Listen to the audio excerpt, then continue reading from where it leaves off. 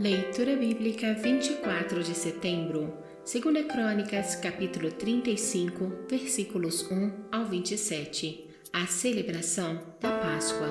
Josias celebrou a Páscoa ao Senhor em Jerusalém e mataram o cordeiro da Páscoa no 14º dia do primeiro mês.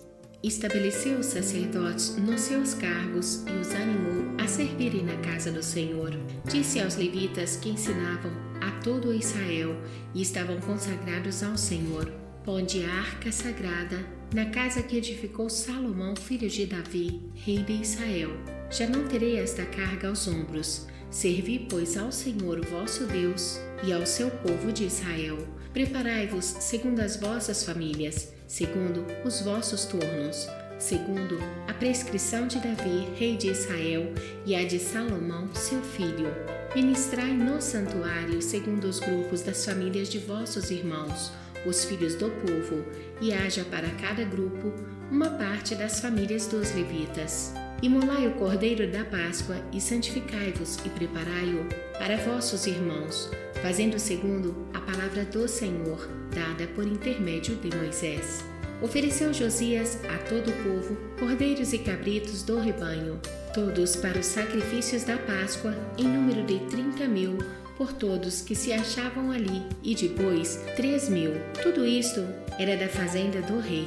Também fizeram os seus príncipes ofertas voluntárias ao povo, aos sacerdotes e aos levitas. Ilquias, Zacarias e Jeiel, chefes da casa de Deus, deram aos sacerdotes para os sacrifícios da Páscoa 2.600 cordeiros e cabritos e 300 bois. Conanias, Semaías e Natanael, seus irmãos, como também Asabias, Jeiel e Josabade, chefes dos levitas, apresentaram aos levitas para os sacrifícios da Páscoa 5.000 cordeiros e cabritos e 500 bois. Assim se preparou o serviço e puseram-se os sacerdotes nos seus lugares e também os levitas, pelos seus turnos, segundo o mandado do rei.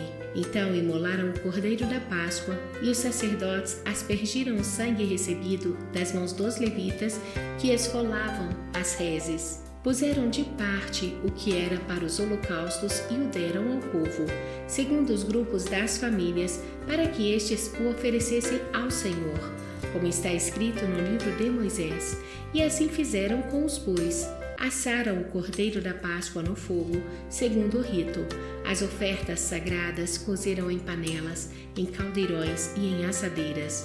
E os levitas as repartiram entre todo o povo. Depois as prepararam para si e para os sacerdotes, porque os sacerdotes, filhos de Arão, se ocuparam até a noite com o sacrifício dos holocaustos e da gordura. Por isso é que os levitas prepararam para si e para os sacerdotes, filhos de Arão.